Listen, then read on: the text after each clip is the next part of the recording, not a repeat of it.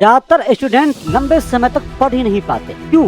क्योंकि वो टॉपर्स का रूटीन फॉलो करते हैं। लेकिन अगर मेरे जैसा एक एवरेज स्टूडेंट से पढ़ाई बिल्कुल पसंद नहीं था, डेली 12 घंटे पढ़ना सीख गया, तुम भी कर सकते हो। और सबसे बड़ी बात, इसके लिए तुम्हें अपनी स्लीप सेक्रीफाइस करने की जरूरत नहीं है। आज मैं तुम्हें वही सिंपल सिस्टम बताऊंगा जो मैंने यूज किया। भाई, स्कूल टाइम में मैं एकदम एवरेज स्टूडेंट था। सच बोलूं तो मुझे पढ़ाई से बिल्कुल चिढ़ होती थी। किताब खोलता था और कुछ ही देर में मन करता था बस भाई अब नहीं पढ़ा जा रहा। लेकिन अपनी 10वीं की परीक्षा के 3 महीना पहले सब कुछ चेंज कर दिया। आज मैं एग्जाम के टाइम डेली 10 से 12 घंटे आराम से पढ़ सकता हूँ। और ये सिर्फ 2 से 3 दिन की बात नहीं है, मैं ये काफी टाइम तक कंटिन्यू कर सकता हूँ। और तुम सोच रहे होगे भाई तू तो पैदाइशी जीनियस होगा, लेकिन नहीं भाई, मैं कोई जीनियस नहीं था। मैं भी तुम्हारे तरह एक नॉर्मल स्टूडेंट था। बस मैंने कुछ सिंपल ट्रिक्स, टेक्निक्स और हैबिट सीखी और उन्हीं हैबिट से मेरी स्टडी कैपेसिटी को धीरे धीरे बढ़ा दिया। आज मैं तुम्हें वही पूरा सिस्टम सिंपल लैंग्वेज में बताऊंगा। ध्यान से सुनना, क्योंकि यही मेन गेम है। अब प्रॉब्लम क्या होती है, जब एग्जाम बिल्कुल पास आ जाता है तब हम डर के मारे पढ़ना स्टार्ट कर देते हैं। लेकिन जैसे एग्जाम दूर होता है, फोन निकालता है, रील्स स्टार्ट होती है और पढ़ाई गायब। और फिर तुम बोलते हो कल से पक्का पढ़ूंगा, और ये कल कभी नहीं आता।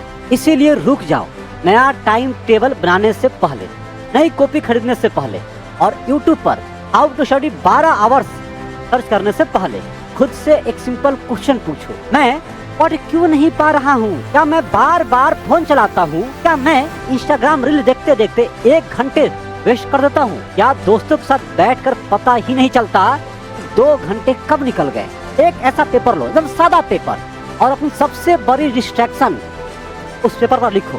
तुम्हारा सबसे बड़ा दुश्मन आज कौन है? प्रॉब्लम को पकड़ोगे तभी प्रॉब्लम को सॉल्व कर पाओगे। अब एक टफ डिसीजन लेना पड़ेगा। तुम्हें डिसाइड करना है टाइम पास चाहिए या टॉप मार्क्स। दोनों चीजें अनलिमिटेड नहीं मिल सकती।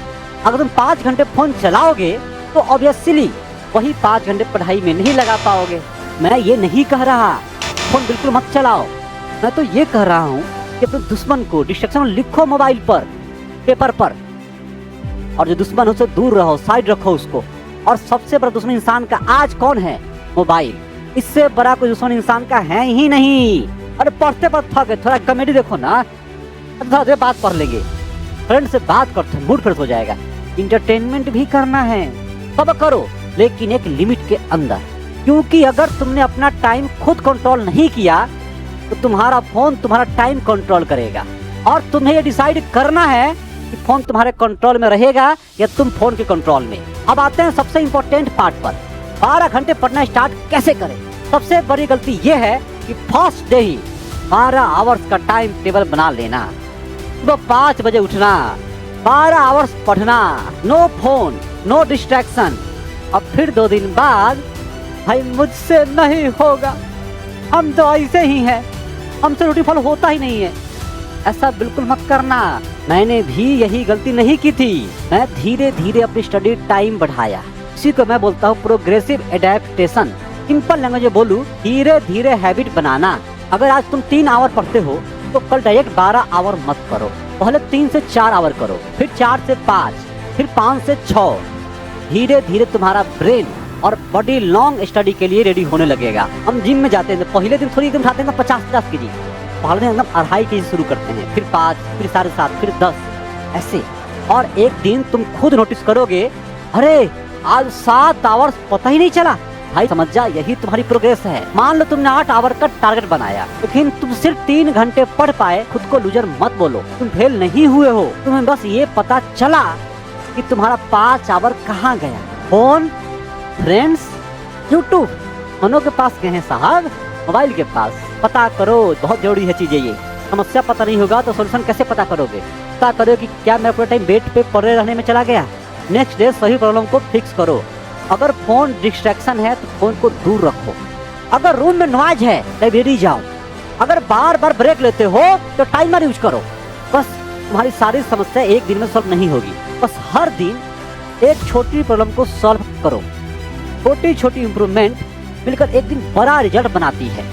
अब एक बहुत इंपॉर्टेंट बात, यूट्यूब पर किसी टॉपर का रूटीन देखकर उसका रूटीन कॉपी मत करना। मेरा रूटीन भी कॉपी मत करना, क्योंकि हो सकता है जो मेरे लिए परफेक्ट है वो तुम्हारे लिए बिल्कुल परफेक्ट ना हो। अगर तुम्हें सुबह में पढ़ना अच्छा लगता है तो मॉर्निंग में पढ़ो। अगर नाइट में कंसंट्रेशन अच्छा होता है तो नाइट में पढ़ो। अगर तुम 30 मिनट सेशन में पढ़ सकते हो तो वैसे पढ़ो। अगर तुम 2 आवर्स कंटिन्यूअसली पढ़ सकते हो तो वैसे पढ़ो। अपना बेस्ट मेथड खुद पता करो, लेकिन एक चीज कभी मत भूलना, स्लीप। बहुत सारे स्टूडेंट सोचते हैं मैं 5 घंटे सो जाऊंगा, एक्स्ट्रा 2 घंटा पढ़ूंगा, लेकिन ये स्मार्टनेस नहीं है। अगर ब्रेन टायर्ड है, थका हुआ है, तो बुक सामने रहेगी लेकिन दिमाग में कुछ जाएगा नहीं। हमारा ब्रेन पढ़ाई की चीज़ों को याद रखने के लिए प्रॉपर रेस्ट चाहता है, इसलिए डेली पर्याप्त मात्रा में नींद लेना बहुत इंपॉर्टेंट है। खुद को मशीन मत समझो, तुम इंसान हो।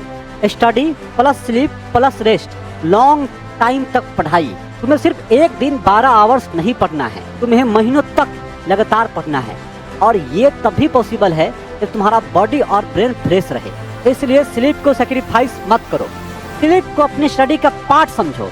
तो भाई, अगर आज तुम सिर्फ 2 से 3 आवर्स पढ़ पाते हो तो टेंशन मत लो। इसका मतलब ये नहीं कि तुम वीक स्टूडेंट हो, तुम्हें बस अपनी हैबिट को ट्रेन करना है। जैसे जिम में मसल स्ट्रांग होते हैं, वैसे ही हमें अपने दिमाग में हैबिट की मसल को स्ट्रांग करना है। वैसे ही प्रैक्टिस से तुम्हारी स्टडी कैपेसिटी भी इम्प्रूव हो सकती है। हो सकता है कि आज तुम सिर्फ 3 आवर पढ़ रहे हो, कल 4 घंटे पढ़ोगे, फिर 5, फिर 6, फिर 7, फिर 12 तक जाएंगे हम।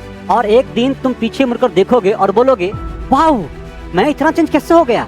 बस वही मोमेंट तुम्हारी रियल विक्टोरी होगी, विजयी होगी। अब मुझे कमेंट में बताओ, तुम अभी डेली कितने आवर्स पढ़ते हो? 2 आवर्स, 4 आवर्स या 6 आवर्स?